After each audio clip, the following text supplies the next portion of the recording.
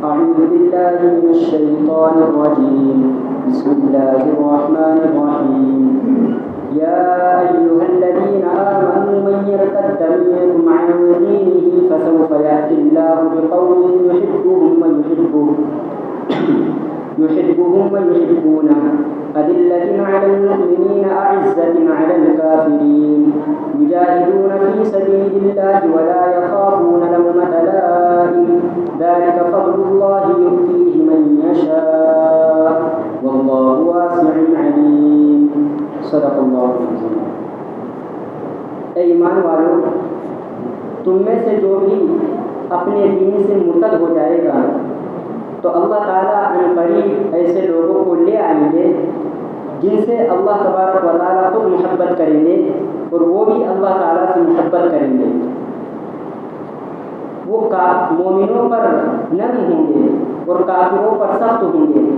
وہ اللہ تعالیٰ کے راستے میں جہاد کریں گے اور کسی ملامت کرنے والے کی ملامت کا اندیشہ نہ کریں گے۔ یہ اللہ تعالیٰ کا فضل ہے، جس کو وہ چاہتا ہے عطا فرماتا ہے، اور اللہ تعالیٰ بڑے وسعت والے، بڑے جاننے والے ہیں۔ یہ آیت کریمہ سورہ مائدہ کی۔ اس سے پہلے جو تذکرہ چل رہا تھا وہ ہے کافروں سے دوستی نہ رکھنے کا، یعنی کافروں سے دلی دوستی رکھنے سے منع کیا گیا ہے۔ باقی کافروں کے ساتھ معاملات کرنا یا ان کے ساتھ ہمدردی کا معاملہ کرنا وغیرہ وغیرہ یہ سب چیزیں کر سکتے ہیں، لیکن دلی دوستی ان کے ساتھ نہیں رکھ سکتے۔ اور اس کی وجہ یہ ہے کہ اگر ہم ان کے ساتھ میں دلی دوستی رکھیں گے تو دھیرے دھیرے دھیرے ان کا دین ہم کو اچھا لگنے لگے گا، اور جب ان کا دین ہم کو اچھا لگے گا تو ہم ان کا دین اختیار کر لیں گے اور نعوذ باللہ ہم کیا ہو جائیں گے؟ مرتد ہو جائیں گے۔ تو اس آیت کریمہ میں اللہ تبارک و تعالیٰ نے پہلے تو جو چیز ارتداد کا سبب بننے والی تھی اس سے روکا، اور اگر کوئی آدمی مرتد ہو جائے تو اس کے بعد کیا ہے؟ تو اس آیت کریمہ میں اس کا بیان ہے۔ تو اس آیت کریمہ میں اللہ تبارک و تعالیٰ نے فرمایا کہ اگر تم میں سے کوئی آدمی مرتد ہو جائے تو یاد رکھے کہ دین اسلام کا ذرہ برابر بھی نقصان نہیں پہنچے گا۔ خود جو آدمی مرتد ہوگا وہ اپنا نقصان کرے گا، جیسا کہ آتا ہے حبطت اعمالہ، یعنی اس کے اعمال کیا ہو جائیں گے؟ ضائع ہو جائیں گے، اور جو انجام مرتدین کا ہوتا ہے وہ انجام کیا ہوگا؟ اس کا ہوگا۔ یہاں پر اگر ہم غور کریں تو ہم کو ایک بات معلوم ہوگی کہ اللہ تبارک و تعالیٰ نے مرتدین کے مقابلے میں جو جن لوگوں کو لائے ہیں ان کی صفات، چند صفات اس میں بیان کی گئی ہے۔ پہلی صفت تو یہ ہے کہ اللہ تبارک و تعالیٰ خود ان سے محبت کریں گے، اور دوسری صفت یہ ہے کہ وہ بھی اللہ تبارک و تعالیٰ سے محبت کریں گے۔ اب تھوڑی غور کرنے کی بات ہے، اگر غور کریں گے تو انشاءاللہ بہت اچھی بات سمجھ میں آئے گی۔ وہ یہ ہے کہ اللہ تبارک و تعالیٰ نے مرتدین کے مقابلے میں محبت کرنے والوں کو کیا بیان فرمایا ہے؟ تو جو لوگ اللہ تبارک و تعالیٰ سے محبت کریں گے وہ انشاءاللہ کبھی بھی مرتد نہیں ہو سکتے۔ کیونکہ اگر اللہ تبارک و تعالیٰ مرتدین کے مقابلے میں ان کو لا رہے ہیں، یعنی محبت کرنے والوں کو اللہ سے، دوسروں سے اللہ سے محبت کرنے والوں کو ان کے مقابلے میں لائے، اگر اللہ سے محبت کرنے والے بھی مرتد ہو جائے تو پھر اس آیت کا کیا مطلب ہے؟ تو اس سے سمجھ میں یہ آتا ہے کہ انشاءاللہ جو لوگ بھی اللہ سے محبت کریں گے اللہ تبارک و تعالیٰ ان کو مرتد ہونے سے بچا لیں گے۔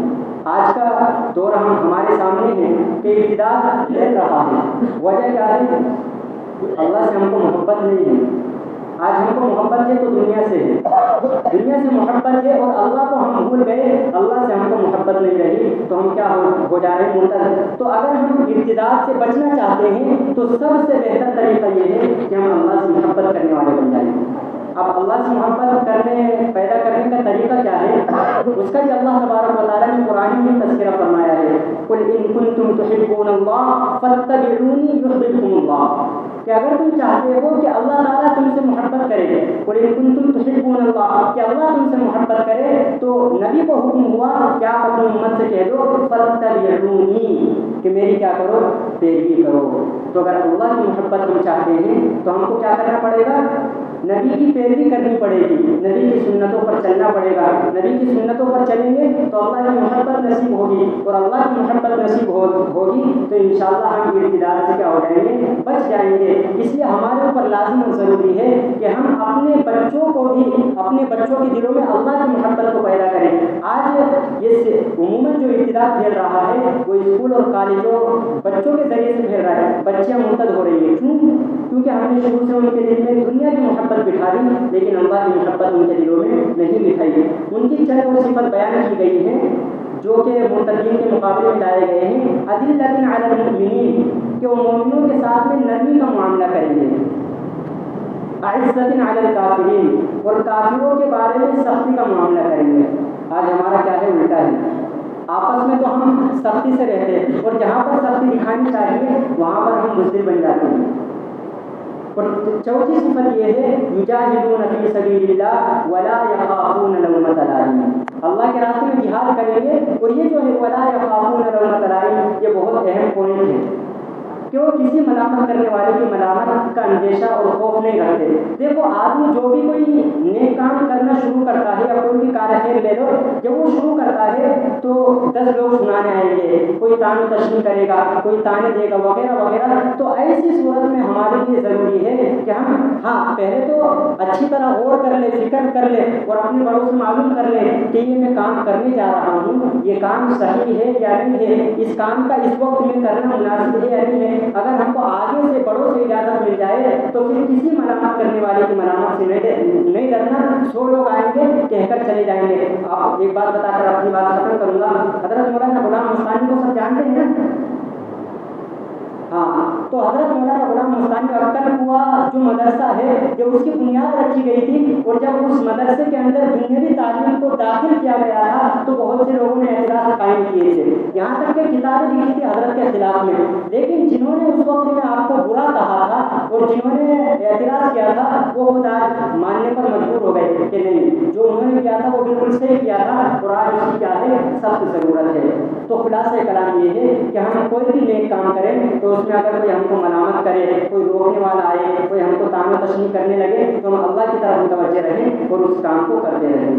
اللہ تبارک و تعالی ہم سب کو کہیں سنی باتوں پر سمجھ کر عمل کی توفیق عطا فرمائے.